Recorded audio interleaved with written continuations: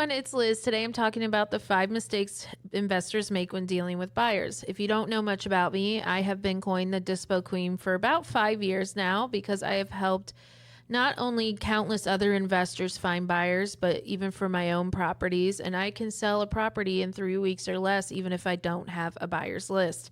And so I've really been able to coin that phrase pretty well and live up to that. And I'm going to talk about where I see a lot of mistakes being made with investors who are trying to work with buyers.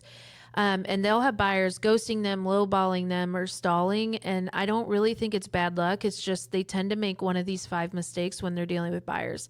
So we're going to jump right into it to keep this nice and short. Number 1 is the first mistake they make is they treat every cash buyer like they're serious. Most cash buyers are going to waste your time. I'm just going to be really honest there.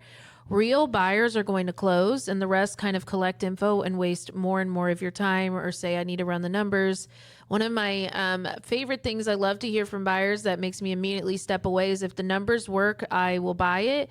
That I learned in the very beginning, that does not work because they will get nitpicky or they do not reply to you and they don't really tell you what the numbers are. So vetting them will help you. But if you treat every cash buyer like they're serious and you wait for their offer just because they say they're interested, you're going to waste a lot of time and lose a lot of deals. So for example, I had one cash buyer who kept saying they were interested, and this was very early on in my real estate career. And because I didn't really have much of a buyer's list, I stopped looking for other buyers and just kept waiting for them to get back to me.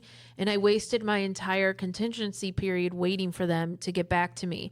And this happened a few times where I thought someone was really serious or they would say, we're going to send over an offer. And then all of a sudden I didn't hear from them anymore.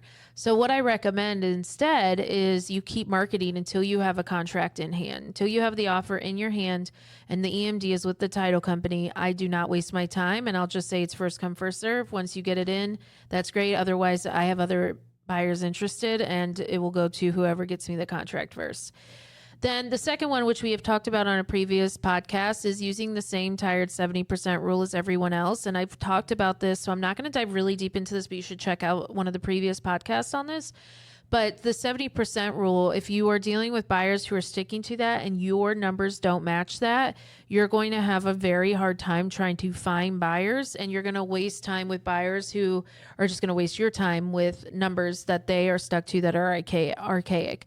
So what I actually recommend is finding buyers who are a little more educated on the market that you're in, especially where I am in South Florida, but even in St. Louis, some of the higher end homes, those are different buyers than the ones that are following like the 70% rule. And most likely a lot of them tend to be slumlords or people that are buying in really, really cheap areas where that could fly. Now, the third mistake that I see people making is they wait until they have a deal to find buyers. Now, you have to keep in mind in wholesaling, especially where you're finding these cash buyers, you have 3 weeks. If you're using my contingency, you have 3 weeks to find a buyer. So if you're not even looking for buyers at the time of getting deals under contract and you're waiting till that, you're going to screw yourself over and you're going to have to back out of a lot of contracts. So one of the things that I do is I tell the students, you're going to be behind if you do it that way. So I actually start looking for buyers as soon as I pinpoint my area. This does it for a few reasons. One, I know what they're buying, so I kind of go after what they're buying. What is the average investor that's paying for cash buying in that area? But 2, they will also, I can see like, hey, I can reach out to them, get them on my list, find out how serious they are. I have like 6 questions. I vet buyers and I just have conversations with them there. But you have to make sure that you are looking for buyers every single day, even without properties. Okay. So moving into that and kind of refreshing from mistake number 3 is if you await, you will be behind for any of your wholesale deals and it will be way more stressful for you to be able to move forward. Then moving into mistake 4 is you focus on your deal instead of positioning it. And what I mean is you have to present this to build trust. So when buyers trust you, they stop negotiating and they'll start saying yes to you. So if you position this in a way that educates them, right, as a buyer, you do the homework for them. Now, it is ultimately up to your cash buyer to do their due diligence, run their numbers, and make sure what you're saying is legit. But after a while, they're going to trust you. And so You run the numbers, you tell them if it's a landlord, how much it's cash flowing, what are the rent rolls in that area, what kind of neighborhood it is, things like that. What does it look like? Is it the typical rental? Does it have high-end finishes? Things like that.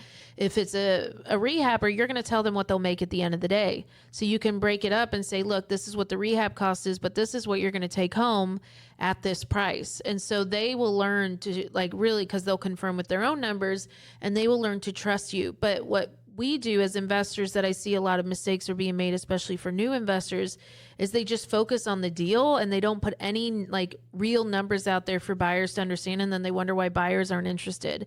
So you really want to position and present your property as like, this is one heck of a deal, and give them all the info that they would ask right off the bat. Then mistake number 5 that I see is that people tend to fail to engage with their buyers after the deal is closed. This is something that a lot of people don't coach about. I talk to my buyers every week. So following up with your list keeps your list alive. You have to remember your money is in the list. Your buyers are where you're getting paid from, not your sellers. So the best Dispo pros that I know, and including myself, we repeat deals with the same people again and again and again. And so I will follow up with them. I have conversations with them. I know what's going on in their lives. I'll follow up and ask how their kids are. When COVID hit, this is when I realized how important it was, because so many of my buyers were scared and they wanted to stop buying. So I actually started sending out biweekly newsletters that was educating them on the market. And I learned a lot of that from Laura, my mom, actually. But I started telling them how to buy, what to buy, not to get out. I did that during COVID. And I took a lot of the tips I learned from Laura, told them that. And then they ended up, as you know, the market went insane within the next couple of years from that. And that built an incredible trust, because they went and bought tons and tons of properties for next to nothing and made them a lot of money. But again, I stayed engaged with them. I talked to them through it. I would get on the phone with them and have conversations with them. And honestly, even if you don't have someone like Laura in your pocket like I do, this was a lot of Google too. This was a lot of figuring out what was going on in the world, and figuring out what interest rates are at and what was going on and what were the best things to do. That was more Google than anything else. And then also confirming with Laura. So these are the mistakes that keep investors chasing buyers instead of buyers chasing them. And I'm going to actually dive a little deeper into this into an upcoming workshop that I have going on. It's on October 28th. It's called the Virtual Buyer System. You can find out more of it on our website, realestatinvestingwomen.com/events, or under the events tabs. But I'm actually going to teach you how to fix all of this and how to build a process that attracts very serious buyers, cash buyers, who are ready to compete for your deals and almost go into bidding wars. So when you stop making these mistakes and you can fix them and you can market properly, your buyers will stop disappearing and your deals will actually start moving, and you'll get out of this like bottleneck that I see a lot of people fall victim of. So I hope that today was helpful. If you do feel that it's helpful, please subscribe, and please also share this with someone that might be making the same mistakes and would need to hear it. Have a good day.